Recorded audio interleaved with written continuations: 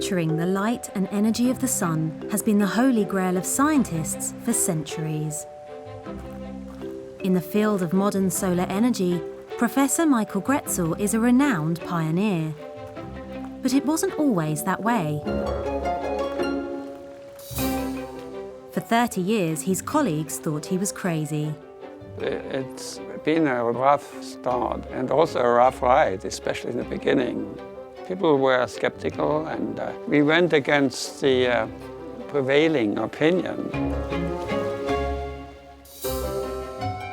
When Professor Grätzel started out, solar technology was based on silicon panels. But he had other ideas. For him, the answer was in the colours of the natural world. I always feel very happy, surrounded by green trees in my orchard. And I love nature. I was inspired by the natural system. Nature has its own way of converting sunlight to energy through the process of photosynthesis. Grätzel started researching how he could imitate that process to create a source of sustainable energy. I was passionate about finding systems that would produce electricity from light by not exactly imitating natural photosynthetic systems, but taking the most important cues from the photosynthetic system. His pioneering work was based on a simple principle. The pigment that gives every plant its colour is also the chemical that converts sunlight to energy during photosynthesis. Based on these colour pigments, Grätzel created his own dyes. Today, they help make the Grätzel dye-sensitised cells, and they work like this. Dip a piece of conductive glass coated in titanium dioxide into mashed up raspberries. The resulting pink pigment makes a great anode. To create the cathode, simply scribble a layer of graphite across a second piece of glass. Add a couple of drops of iodine to complete the circuit. Expose it to light to represent the sun. Excited by the sunlight, the electrons then flow out as an electrical current. And there you have it, a fan powered by a raspberry juice solar cell.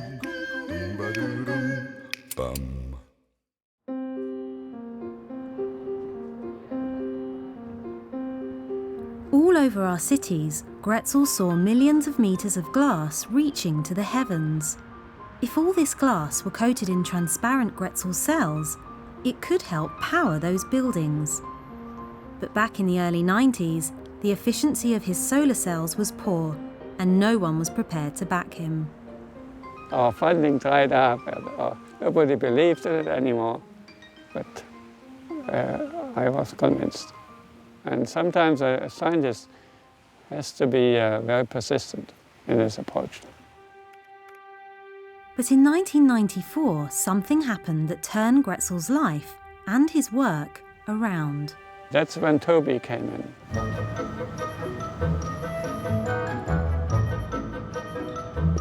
I'm Toby Meyer. I am now CEO of Solarnics. Before that, I was doing my PhD work in Professor Grätzel's lab. Ah, bonsoir, Professor. Bonsoir. Working side by side with Toby, Grätzel was faced with the challenge of improving the performance of the solar cells. And they still had to deal with the skepticism that often comes with the promises of new materials. It was a total skepticism at the beginning, that this ever would be a solar cell that can be useful. People had an expectation that now this new thing will come out quickly in a very fast and elegant way. That was kind of the misconception. So, to win people over, the partners improved the efficiency of the synthetic dye, enabling them to deliver real products. What you see here is a table that's fit with dye solar cells and that charges a phone or any electronic device just by picking up the daylight. And when you need, you can charge up the phone with the table for free.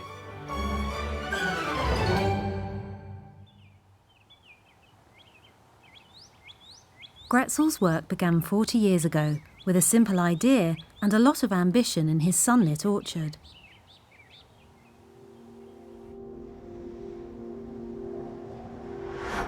Today, the coloured windows in the Swiss Convention Centre, covered in a thin film of Grätzel cells, are a celebration of his vision and determination. And if their efficiency can be increased, as they hope, then maybe one day they'll help to power whole cities. This may be a long way off, but Grätzel will keep striving. And you know, learning for a scientist, that is the opium. It's our opium. Understanding and learning. Should never finish.